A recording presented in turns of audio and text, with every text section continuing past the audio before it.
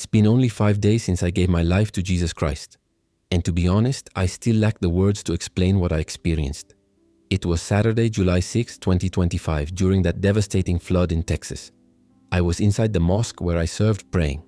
But it was no ordinary prayer. It was a desperate cry coming from the depths of my soul. And it was precisely at that moment, amidst the chaos and pain, that something happened. Something I never imagined. I saw Jesus. Yes, I saw him. Face to face. He spoke to me. He rescued me. Before I continue with what happened in this meeting, I need to ask you who are listening. Pray. Pray for the families who lost someone in that tragedy. Pray for those still searching for missing loved ones. The flood left behind a trail of pain, silence, and broken stories. My heart bleeds for every life that was lost, and to this day, some of my family members remain missing. Your prayers for them and for all those affected mean more than I can express. But let me back up a bit and tell you who I am, where I came from and how I got here. My name is Karim Hassani, was born in Cairo, Egypt in the year 1981. I am the eldest child in a family of 5 siblings. I grew up in a deeply religious home. My father was a well-respected merchant in our neighborhood, which was near Al-Azhar University. My mother came from a long line of Islamic scholars. For us, faith was not just devotion, it was tradition, honor, the foundation of everything that sustained our lives. From a very early age, I was groomed to follow this path. At just 6 years old, I began memorizing the Quran with the help of my grandfather, a strict but loving imam who served for over 4 decades. Quran recitation was a constant in our home, mingled with the smell of buladi bread fresh from my mother's oven and the sound of the adhan echoing from the mosque 5 times a day. This sacred routine marked my entire childhood. By the time I turned 10, I had memorized the entire Quran. For this reason, I was given the title Hafiz, a great honor for my family. I still remember the gift I received from the community's imam, a beautiful copy of the Quran bound in green leather. That day, my father looked me in the eye and said, "Karim, Allah has chosen you for a special purpose. Never stray from that path." These words remained etched in my heart for many years. At 16, I was already leading Ramadan prayers and helping younger children recite Tajweed. At 19, I entered Al-Azhar University to study Islamic jurisprudence, theology, and Arabic literature. My greatest passion was dawah, inviting others to Islam. From a young age, I dreamed of being more than just a connoisseur of faith. I wanted to be a guide, someone capable of guiding others with wisdom, truth, and the fear of God. When I turned 26, I was appointed assistant imam at a large mosque in Giza. That was a huge achievement for me. It was a time of learning and responsibility. I had the privilege of walking alongside experienced leaders, guiding families, celebrating births, and even conducting funerals. I loved what I did. Each prostration brought me profound peace. And almost every day, even before sunrise, I would sit in the mosque courtyard just to watch the golden light illuminating the buildings of Cairo. As the world awakened, my lips murmured the zikir, the remembrance of God. I felt such a strong connection with the Creator that I believed nothing could shake it. But God's plans were not the same as what I had drawn up. And only later would I understand this. The truth is, throughout my life, I had never left room for doubt. Islam was all I knew, all I needed. To me, it was complete, perfect, untouchable. Until in the year 2015, something unexpected happened. A longtime friend contacted me and introduced me to a mosque committee in Houston, Texas. They were looking for a young imam, fluent in Arabic and English, who could lead prayers and teach the Quran to a rapidly growing immigrant community. At first, I hesitated. The United States seemed too far away, not just in miles, but in culture, lifestyle, and even mindset. It was a leap into the unknown. However, after much prayer and a deep conversation with my parents, a strange peace began to invade my heart. It was as if somehow I already knew this step was part of God's plan, even if I wasn't yet clear on why. The day before the trip, my mother placed a copy of the Quran in my hands. Her teary eyes met mine and she said, "You will be a light to Muslims living in the West." And so it was that, with just 2 suitcases, my sacred mashaf and a firm faith, I embarked for Texas. I arrived in Houston on a muggy August afternoon. The heat was different from Cairo, heavier, more humid, almost suffocating. But in contrast, the Muslim community's welcome was warm and generous. Soon, the Islamic center of Houston felt like a second home to me. My routine was simple but purposeful. I taught the Quran to children, led classes for adults, and led daily and Friday prayers. During Ramadan, the mosque was packed. The air was filled with the scent of samosas, kebabs, and spices from around the world. Seeing families gather to break their fast filled me with joy. I felt I was serving Allah sincerely, helping my brothers and sisters maintain their faith amidst the distractions of Western life. In my Friday sermons, I spoke about patience, perseverance, and I always repeated a phrase that my teachers in Egypt used to say: "This world is a prison for the believer, but a paradise for the unbeliever." Over time, I developed deep bonds with the community. I met families from Pakistan, Somalia, and Syria. We shared childhood stories, memories, languages, and even our favorite foods. Demand grew so much that I decided to open an additional Quran course for young people. The project was so popular that we had to create a waiting list. Of course, the longing for Egypt never left me, but I believed with all my heart that Allah had placed me in Texas for a reason. I didn't question it, I didn't doubt it. I was absolutely certain that I was exactly where I was meant to be, fulfilling my life's calling. Living in Texas also brought its challenges. The weather, for example, was unpredictable. Summers were scorching, and every now and then a storm would appear out of nowhere. Even so, I learned to see beauty in those open skies and quiet neighborhoods. There was something almost poetic about the still mornings and long sunsets. But then June of 2025 arrived, and with it, the rain. At first, no one paid it much attention. After all, summer rains were common in Houston, but this time was different. With each passing day, the storm seemed to gain strength. The sky remained heavy, overcast, and the waters slowly rose, turning streets into rivers. Soon, news reports began warning of the risk of dangerous flooding throughout Harris County.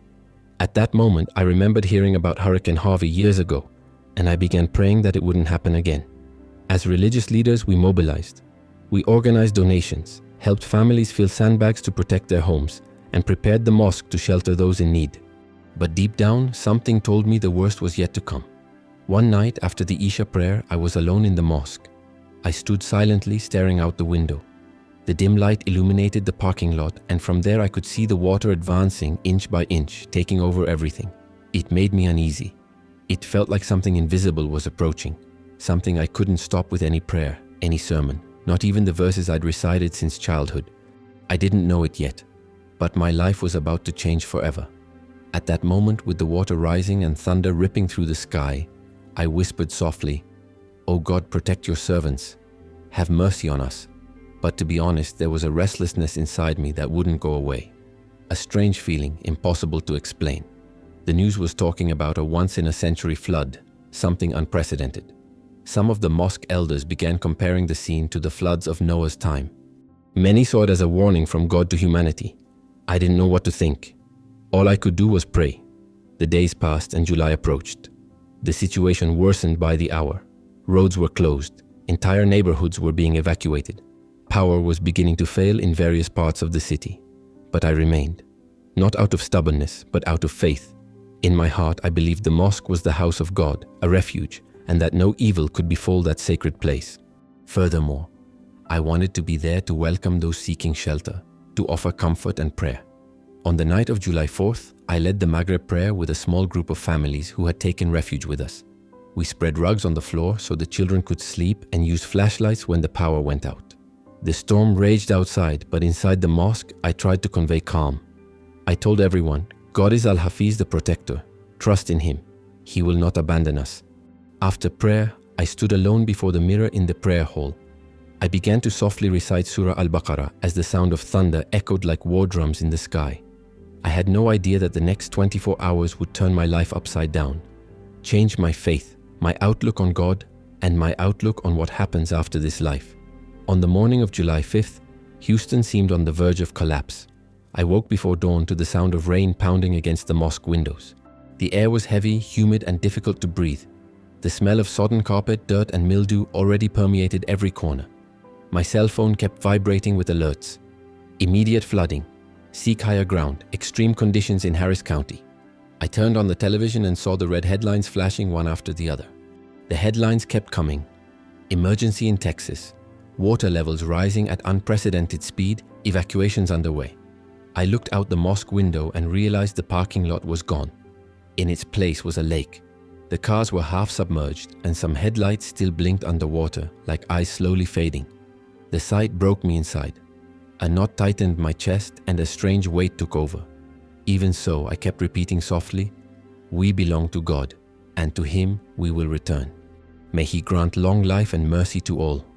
Those words were the only thing that helped me keep my cool, or at least the appearance of it. The families sheltering with me began to gather in the main hall. Some mothers held their children tightly, others wept silently. Fathers paced back and forth, reciting quick prayers, looking out the window as if searching for a sign that everything would be okay. A brother approached me, visibly distressed. His eyes were filled with fear but also with hope. He asked, "Sheikh Youssef, should we leave?" I took a deep breath. In my heart I felt one thing, but from my mouth came another. The streets are dangerous, it's safer here. God's house will not fall. But inside, I wasn't so sure about that anymore. Around noon, the first rescue boats arrived. Volunteers and emergency teams began evacuating families from the mosque. One by one, they emerged into the pouring rain.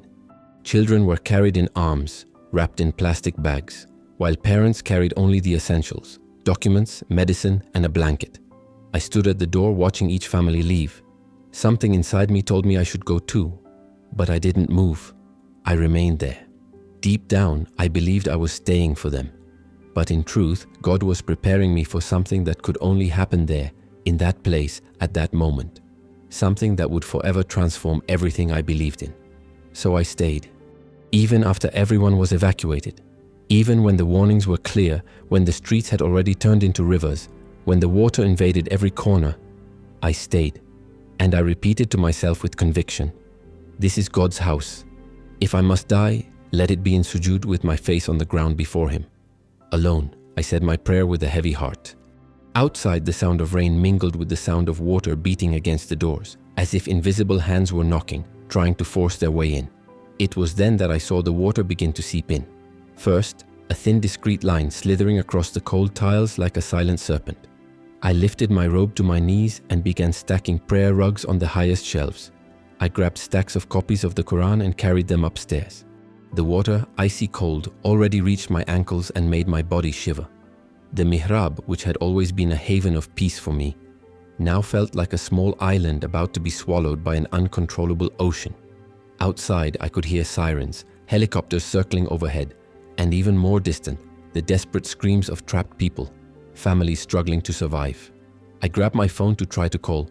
No signal, nothing. The ASR prayer came and went. I prayed it alone.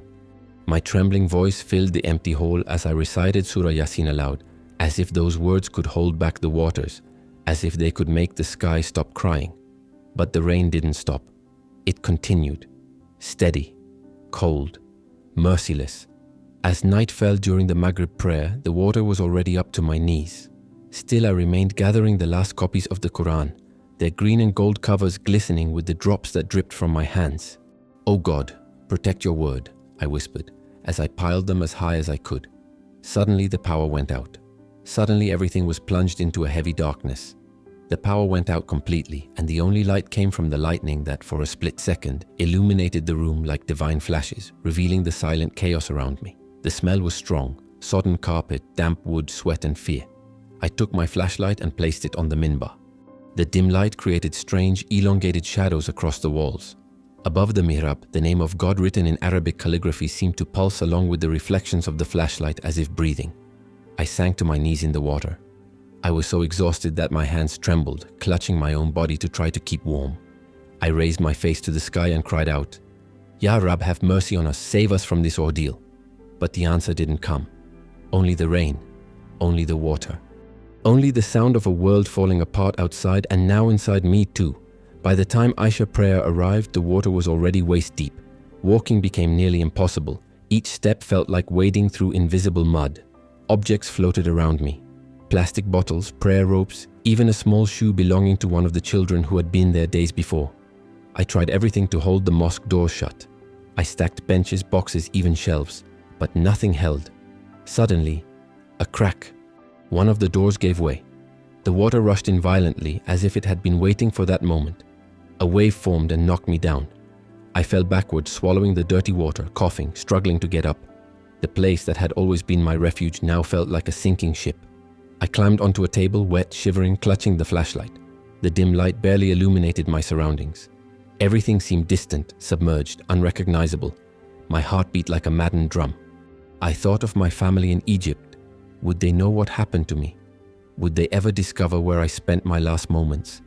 With tears mixed with the rain on my face, I whispered, "I am in your hands, Lord." An hour later, the water was up to my chest. The flashlight went out. Darkness took over. I floated for a few moments, weak, clinging to the edge of the mihrab with trembling arms. I looked up at the dark ceiling, as if searching for a sign, a voice, anything. The Qurans I'd stacked were still holding strong, but I knew perhaps even that wouldn't last. My muscles burned. My breath was short. The cold made me shiver constantly. For the first time, my thoughts began to waver. What had always been an absolute certainty in my life suddenly seemed to be melting away along with the force of the waters. When I had no more energy left, something impossible happened. My body shook uncontrollably, my teeth chattered, and I could barely react. Then, almost instinctively, I began to whisper, "There is no God but Allah, and Muhammad is the messenger of Allah." That was my lifeline. Like the last piece of wood a shipwrecked man clings to on the high seas. The roar of the storm grew louder by the second, mingled with the deep groan of the mosque's walls, creaking under the brutal pressure of the waters. It was as if the building itself were begging for relief. My thoughts went back to the flood of Noah's time. Could this be it? Could humanity be being called to repentance again and only a few would be spared? I cried out with all I had left, "Please, Ya Rab, don't leave me among the lost." But from above the silence was absolute. It was at that moment that doubt crept in. For the first time in my life, I felt my faith tremble. It was as if a crack had opened inside me. A soft but real voice whispered, "What if he's not listening? What if no one is listening?" The water was already so high I had to stand on my tiptoes to keep my nose above the surface. My whole body was shaking. My muscles were exhausted. My vision was blurry. I knew I couldn't hold out much longer. I looked up at the mosque's roof, barely visible in the darkness, broken only by distant lightning. "Ya Rabbi, please save me," was all I could say. My voice cracked, and inside I knew there was no one else coming. In that instant, I felt the most bitter feeling I had ever experienced. Abandonment. It wasn't just fear, it was something deeper, as if I had been left alone, forgotten even within the house of God. An overwhelming despair gripped me. I pounded my weak fists against the wall, water splashing around me, and wept like a child. All the years of service came to mind, the sermons, the fasts, the classes I'd taught, every prayer I'd led. And I asked myself, would this be my end? There, inside the mosque where I had so often sought refuge, I now struggled just to keep my head above water. Images of my life began to pass before my eyes like soft shadows.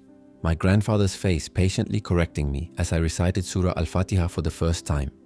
My mother's hands pressing the Quran against my chest before my trip to the United States. The school children at the Houston Islamic Center smiling as they repeated Bismillah in their pure, innocent voices. A profound sadness washed over me. Not for myself, but for everyone I might never see again. My strength completely abandoned me. I felt my feet slipping, tried to steady myself, but I couldn't. The current pulled me under. Silence took over. My last breath escaped in bubbles that rose toward the surface. I managed to murmur, almost voiceless, "You are the most merciful, the most merciful." Darkness enveloped me. It was cold, silent, immense. My lungs burned, my body thrashed helplessly. Panic gripped me for a moment, but soon even that faded. Strangely, there was no pain. Only a silence so profound, it seemed greater than death itself. Suddenly, my body felt light, as if carried by something invisible. My consciousness began to fade, the world slowly disappearing. Is this how it ends, I thought. In the house of God, carried like a leaf by the current. My heart gave one last weak beat. My eyelids grew heavy. The water closed over my head. Everything went dark. I floated somewhere between the end and something beyond the end. And it was exactly when everything seemed lost that the light arrived. I swallowed water through my mouth and nose, coughing violently at the taste of mud and iron. Desperately, I grabbed for a cold pillar, barely visible in the gloom. My hand slipped on the wet marble, and within seconds I was swept back into the mosque's main hall like a twig lost in a current. The place that for so many years had been a symbol of faith and reverence to me was now a whirlpool of destruction. The water swirled furiously. Pieces of furniture crashed against the walls, and the air was thick with fear and despair. I tried to scream for help, but my voice barely came out. "Ya Rab, Lord of the world, save me. You are the merciful, the powerful." I forced my lips to recite verses I knew by heart. Bismillah, Ar-Rahman. But my voice mingled with the sound of the water, weak, muffled, almost non-existent. I clung to a floating wooden bench, trying to resist the force of the current. My arms were bruised, scratches that burned with every movement. The water lapped at my chin, as if pushing me back down every time I tried to breathe. My mind, almost in flight, returned to Egypt. I saw my mother holding me in her arms as a child, calming me during a storm with the same verses I was trying to recite now. I saw the pride on my father's face the day I led my first prayer before hundreds of people. I felt the cool marble on my forehead again during my pilgrimage to Mecca, and the tears streaming down my face when I touched the Kaaba for the first time. These memories filled my heart with longing, but also with unexpected strength. I wanted to believe that, just as God had been with me before, He would be with me now. But all I felt was silence, a deafening silence. The mosque creaked, groaning as if about to give way, mocking the faith I clung to as my last hope. The water rose suddenly again, slamming me hard against one of the columns. I felt the sharp impact on my ribs and the breath escape my lungs. I tried to get up, but my body was no longer responding. My arms were numb, my fingers were cold, and the roar of the storm outside seemed to become the sound of the end. Outside, the thunder didn't stop. It was a continuous rumble, mixed with the sound of wood splintering and objects crashing against each other. And here inside me, fear rose like a wave. It was then that a question arose, one that I never imagined I would have the courage to ask. Why is he silent? I tried to push the thought away. I shook my head and began reciting verses out loud, almost shouting, as if the sound could drive the doubt from my heart. I repeated to myself, He won't abandon me. Not here, not now. But the doubt persisted. Why am I drowning inside your house? Before I could take a deep breath, I heard a crash that shook the air like an explosion. The mosque's main doors gave way. A wall of water flooded the hall, throwing me as if I were weightless. My body slammed into a bookshelf so hard my back cracked. The impact knocked the wind out of me, and before I could react, I was swallowed up again. I sank, spinning aimlessly, unable to tell where was up or down. Everything was murky, dark, suffocating. Debris slammed into my body, scraping my skin. My lungs screamed for air. My arms flailed desperately, but I no longer knew where to swim. And amidst this deadly chaos, a voice inside me began to grow stronger. It wasn't just a doubt anymore. It was something different, something deeper. I was on the brink of the end, and yet something was about to happen, something that would change everything. I thought perhaps this was my last moment, that God had decided to end my story there, but something inside me refused to accept it. I clung to the memories like invisible life belts. I saw the faces of the children in the community in Houston, their attentive eyes, their small hands raised in prayer, their pure voices saying Amen with each plea. That memory tore me apart. I didn't want it to end like this. In the darkness, my hand touched something that felt like a prayer rug. It was soggy, heavy, unrecognizable. What had once represented reverence was now just another piece lost in the current. I tried to lean on it, but my body was no longer responding. Lightning split the sky outside, illuminating the room for a second. I saw the water rising, the golden inscriptions on the walls flickering like distant lights before disappearing back into the darkness. That place that had always been my fortress was now my shipwreck. My grandfather's words in Cairo came back like a whisper. Youssef, if your prayer is firm, do not fear death. God will receive you as a father receives a son. But there at that moment, I asked myself, where was this reception? Where was the voice? Where was the answer? My heart beat fast and then faltered, like a tired drum about to stop. The cold seeped through my clothes and into my bones. My arms barely moved. My legs didn't respond. With the last threads of strength, I murmured, "Oh God, have mercy on me." For a moment, I floated near the ceiling of the hall. I could see the minbar now nearly covered by water. The lantern I'd left there was gone, swallowed by the darkness like everything else. The calligraphy above the mihrab glowed one last time and disappeared. My eyes closed. My mind entered a strange daze. There was no more panic, only silent acceptance. I understood that this would be my end. My tomb would be the house of prayer, drowned in verses and echoes of faith. I felt a burning sensation pass through my chest, like the last spark of life. And then nothing. No pain, no clarity, just emptiness.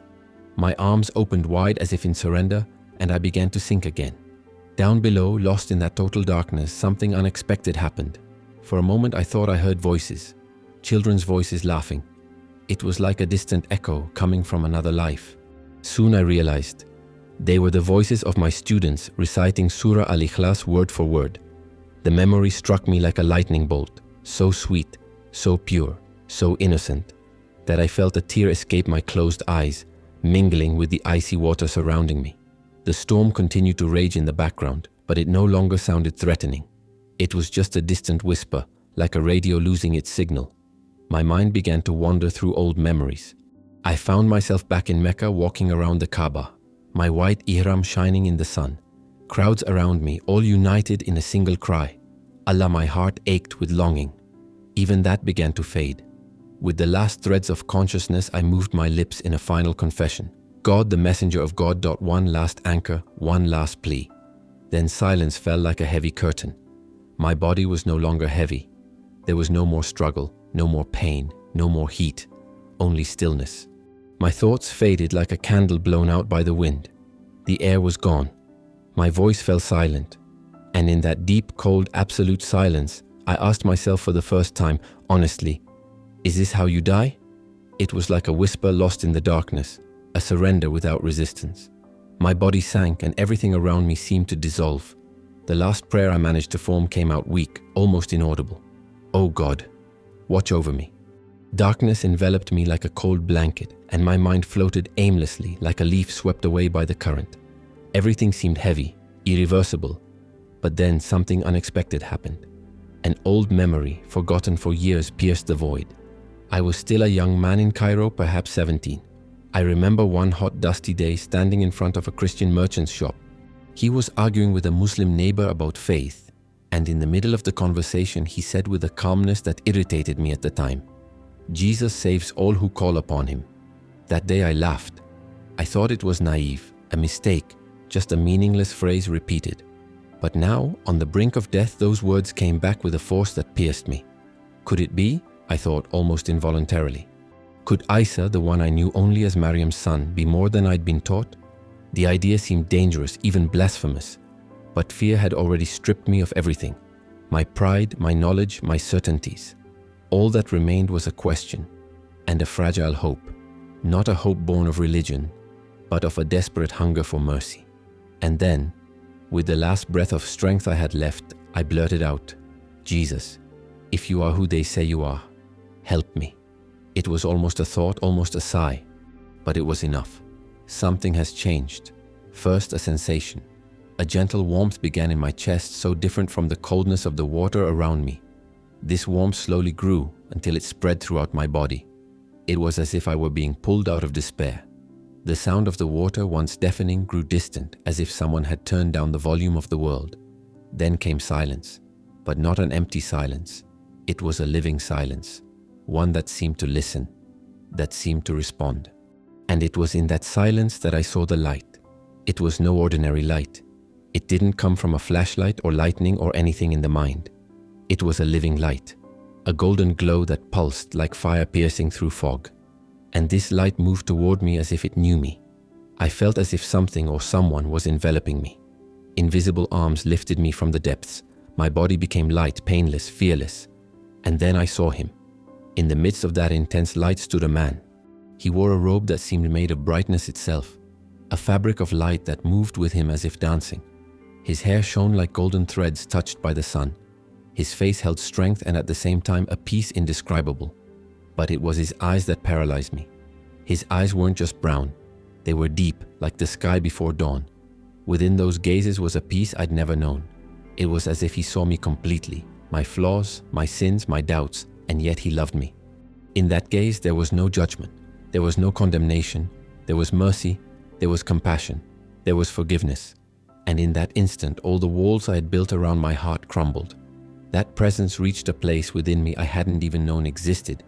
And then, without anyone explaining it to me, I knew that the one before me was Jesus, not just as a prophet, but as something infinitely greater. As he raised his hands toward me, I noticed marks on his palms. They were like small wounds, but they didn't bleed. They glowed softly like live coals beneath the skin. A sacred light pulsated there, as if those hands held simultaneously all the suffering and all the healing in the world. The warmth emanating from them enveloped me like a thick blanket on a freezing night. All the fear, the despair, the panic of drowning simply vanished. I no longer felt the pressure of the water nor the biting cold. Instead, I felt as if I were being lifted upward, free of gravity. It wasn't my body moving, it was my soul, light and effortless, floating toward it. The roar of the waters faded completely. Around us was a space that was not of this world. It wasn't the mosque, nor the land I knew. It was a realm of light and peace, infinite and intimate at the same time, as if I were in the heart of eternity itself.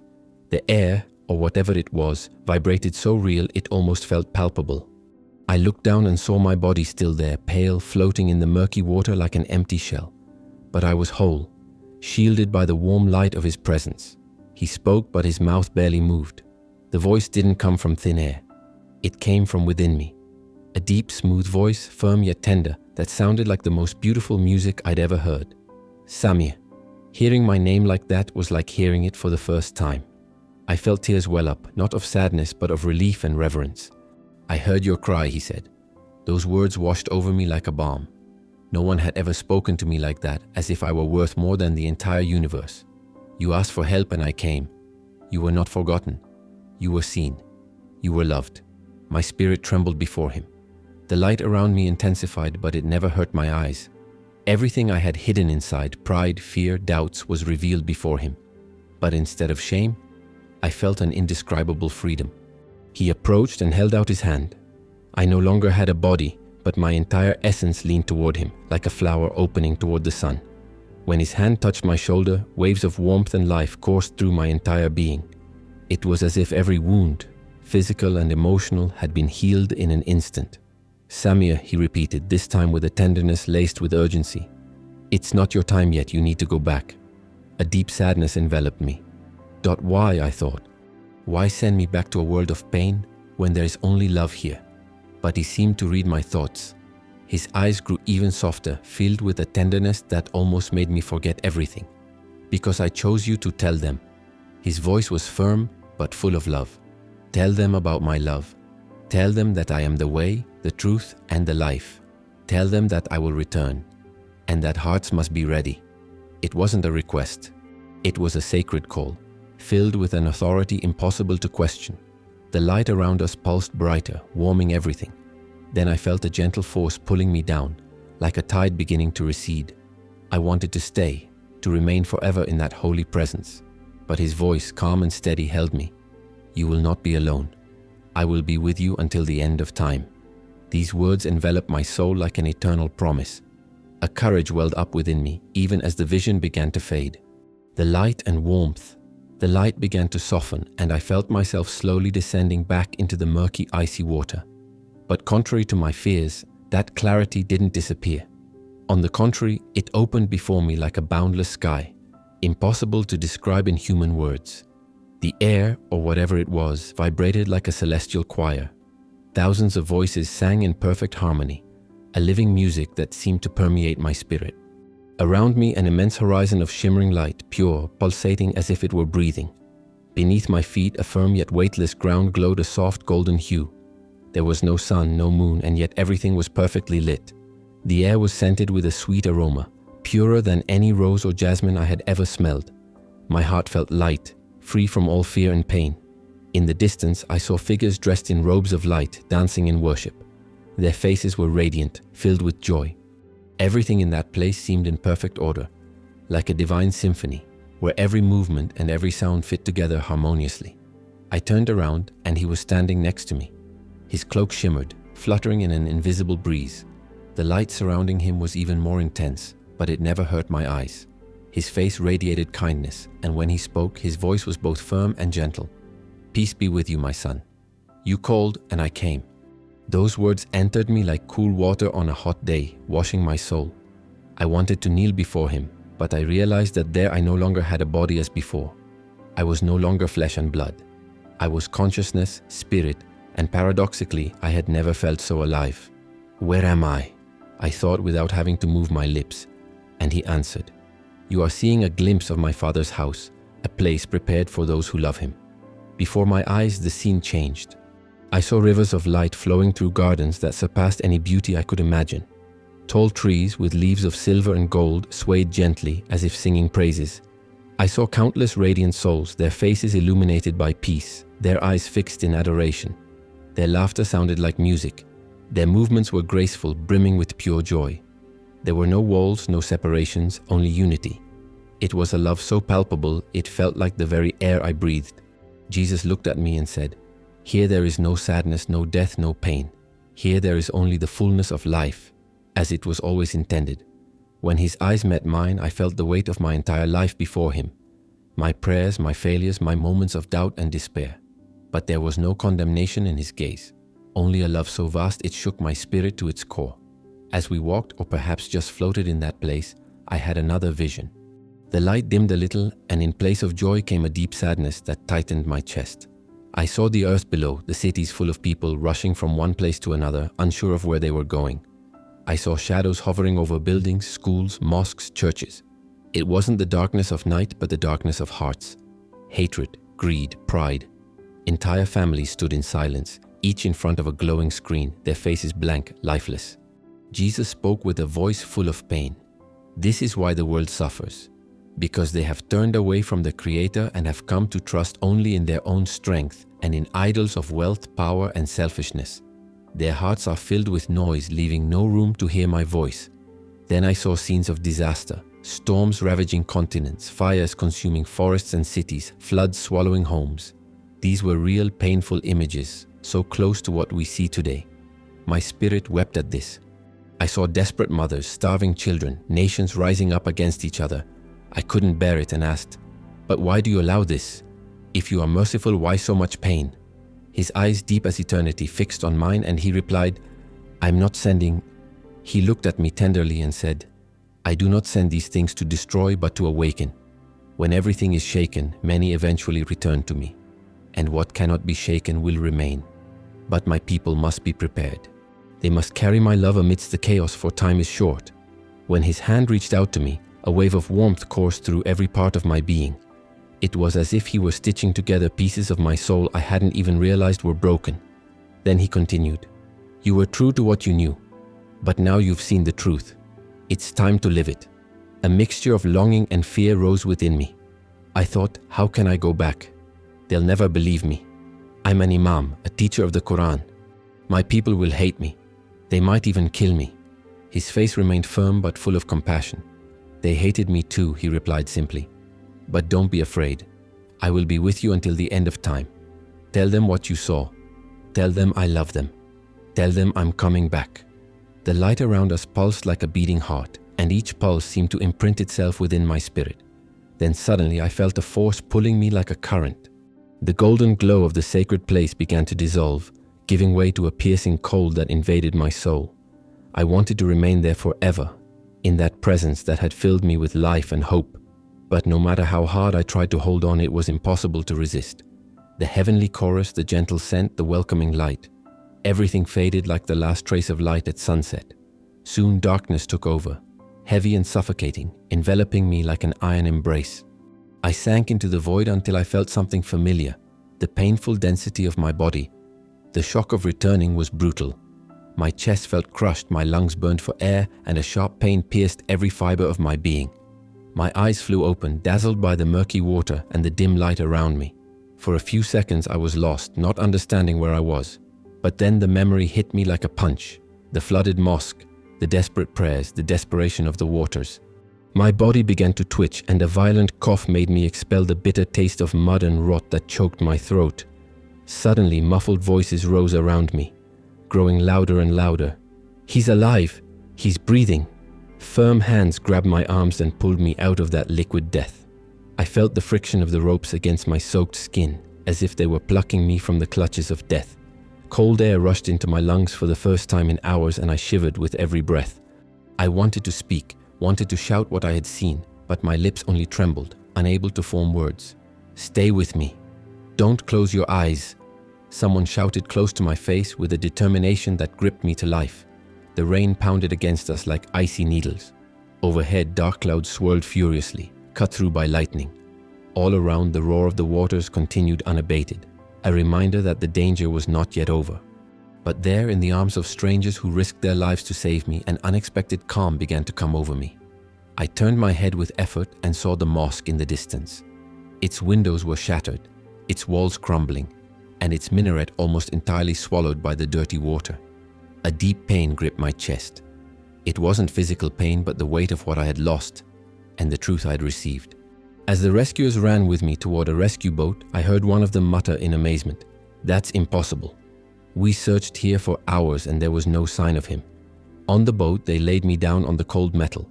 Paramedics approached, their voices mixing with the storm. As the paramedics assessed me, I heard one of them say in astonishment, "There was no pulse for almost 15 minutes. And then it came back. How is that possible?" Another placed his stethoscope on my chest and murmured in surprise, "It's weak but steady. He's fighting." They placed an oxygen mask on my face and wrapped me in thermal blankets. I shivered not only from the biting cold that still gripped me, but from something much greater, the knowledge that I was alive. I had been given a new chance, a purpose, a calling to bear witness to what I saw, and above all, the love I found amidst the chaos. Between coughs and chills, I could still hear snippets of their conversation. That's a miracle. Drowning victims almost never come back that way. He was alone in that mosque. Unbelievable. Their voices echoed in the distance, while my eyes grew heavy and I wavered between sleep and wakefulness. Deep in my heart, a certainty pulsed. My survival was no coincidence. The crossing to the shelter was a blur of flashing lights, agitated voices, and the constant roar of the engine cutting through the turbulent waters. Each jolt made my ribs throb, but I wasn't just in pain. My mind was elsewhere. I relived the sacred moment, the light, Jesus' gaze, the words that echoed within me. It felt like a dream, too beautiful to be real. And yet, even with my eyes closed, his face remained vivid in my memory, and his voice repeated to me, "You need to tell." I clutched the blanket tightly, my fingers white with tension. "What, Lord? How will I tell all this? They won't believe it." And then, amidst the silence of my heart, I heard it again. "Don't be afraid. I will be with you." When we arrived at the shelter, I was placed on a stretcher and taken into a makeshift gymnasium serving as an emergency room. The air smelled of antiseptic, mixed with wet clothes and collective fear. Families huddled under blankets in corners, children cried softly, and doctors rushed back and forth. A doctor with tired eyes and a mud-streaked face leaned over me, shining a flashlight into my eyes. "Can you hear me? What's your name?" My voice came out weak, almost a whisper. "Yusuf Rahman." He froze for a moment. He recognized it. "The imam of the mosque. They said you were lost." I tried to nod, but my neck barely had the strength to support its own weight. The doctor exchanged an incredulous look with the nurse next to him. Incredible. No sign of a heartbeat for long minutes, and now it's back. I've never seen anything like it. The next few hours passed slowly, between moments of drowsiness and whispered prayers around me, lulled by the hum of the generators that kept the shelter's lights on. I floated between the confusion of the flood and the peace of that heavenly vision. In one of those moments, I woke up and saw a child in the crib next to me. Her huge eyes stared at me with curiosity and innocence. I wanted to smile to calm her, but my lips barely responded. Then in a whisper, I blurted out, "Jesus." He came. The word startled me. I turned my face away, fearing someone had hurt. My heart raced, not from fear of men, but from the weight of the mission I now carried. The night wore on and the shelter grew quiet. The screams became distant murmurs and the lights were dimmed to conserve energy. Lying there, wrapped in a thermal blanket, I stared at the dark ceiling. The rain still pounded the roof, but within me reigned a strange, almost sacred peace. There, alone with my thoughts, I let the tears flow. It wasn't physical pain. They were tears of the immensity of what I had experienced and the responsibility of what I now needed to announce. I had drowned. I had brushed shoulders with death. And yet I was brought back. Not by luck, not by chance, but by the love of the one who found me in the waters and gave me a new beginning. My fingers tightened against the edge of the blanket, and silently I said a prayer. "Lord Jesus, give me strength. Help me tell what I saw."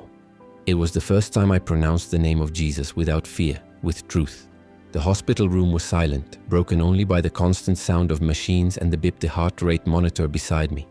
It was July 7th, 3 days after the flood that had swallowed the mosque and nearly taken my life. My entire body ached, every rib throbbed, but my mind was clearer than ever. The night before I had been discharged, And that morning I made a decision I never thought I'd have the courage to make. On July 6th, in a light rain still falling over Houston, I walked slowly with the help of a cane the hospital gave me to a small church near the shelter. Outside, a simple wooden sign read, Grace Community Church. My heart was racing. Part of me expected rejection. Part of me feared that God Himself would reject me for being there. But as I entered, I was greeted with unexpected hospitality. A kind-looking shepherd introduced himself simply as Pastor Daniel. He took me to his simple living room, and we spent almost an hour together. I told him everything. My childhood in Egypt, my years as an imam, the flood, the drowning, and the vision that had changed my entire existence. He listened attentively without interrupting. His eyes shone with compassion and reverence. When I finished, my voice already breaking, he placed his hand on my shoulder and said tenderly, Samir, what you saw is real. Jesus saved you because He loves you. Are you ready to truly follow Him? My chest tightened and tears welled up in my eyes. My answer came out in a whisper. Yes, I'm ready. On that Sunday, July 6, 2025, I said my first prayer, committing my life to Jesus as Lord and Savior. No longer as a distant prophet, but as the one who gave me life. I confessed my failures, my doubts, all the years I had tried in vain to earn God's favor. And then, an indescribable peace washed over me. As Pastor Daniel prayed with me, I felt the warmth of Christ's presence fill that small room. I knew nothing in my life would ever be the same. The next day, sitting by the window in the recovery ward, I watched the sun finally break through the clouds after so many days of rain. The waters were beginning to recede and families were slowly returning to assess the damage. My old mosque lay in ruins, and I knew that when news of my survival spread, many would come looking for me. Some relieved, others just curious. But what would they say when they discovered I was no longer the imam they trusted? I could already imagine the looks of disappointment, the anger, even the hatred. Traitor, they will say. He was deceived. Some will try to silence me. Others will cut ties with me. I know this can happen, but my heart is steadfast. Jesus asked me to speak, and I will obey. I began recording every detail of the experience. The prayers, the struggle, the light, His voice. While the memory was still fresh, I wanted to preserve it all so I could one day share it without omitting anything. And I would not do this out of pride, nor to shame my former brothers in faith, but to reveal the truth that rescued me from death. Not just this life, but eternity. I decided to start with those closest to me, the few families at the mosque who had always trusted me. I would do this with respect, with prayer, knowing that many would not accept my words. But as God guided me, I would speak to the entire world, even if it cost me everything. My reputation, my safety, perhaps even my life. In Egypt, my family would certainly know. My heart ached just imagining my mother's face. But then I remembered Jesus' words. Don't be afraid, I will be with you. That is enough. Yes, many will doubt. They will demand proof. They will say I've lost my mind, that I've betrayed my faith. But my testimony isn't a debate to win or lose. It's the truth of what I saw, what I heard, what I now know to be real. I will not be silent, I will not hide. I am ready to face whatever comes because Jesus did not abandon me at the bottom of the waters. He entered my darkness and rescued me. Not because I deserved it, but because of your infinite love. Today I know who I belong to. I belong to Jesus, and my life now exists to reflect His glory. To my Muslim brothers and sisters who one day hear this story, I want to say something with love, not judgment. I've been exactly where you are. I was faithful in prayer, faithful in fasting. I sought God with all my strength. But I discovered there is something beyond. That something has a name. Jesus. He loves you. He knows every plea, every hidden tear, every doubt you carry in your heart. Cry out to Him as I did, and you will find Him with open arms. Don't wait for a personal flood to open your eyes. And to you, my brothers and sisters in Christ, I ask for your prayers. I am new to this faith, still learning every day what it means to follow Jesus in a world that often rejects those He rescues. Pray for me, for strength, for wisdom, and for courage to stand firm when the storm of persecution comes. This is the message I leave to all who are listening. Jesus is real.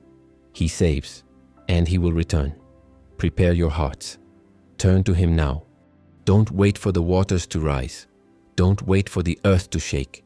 He is already calling you in the silence, in the midst of the storm, in the emptiness and longing that your soul carries.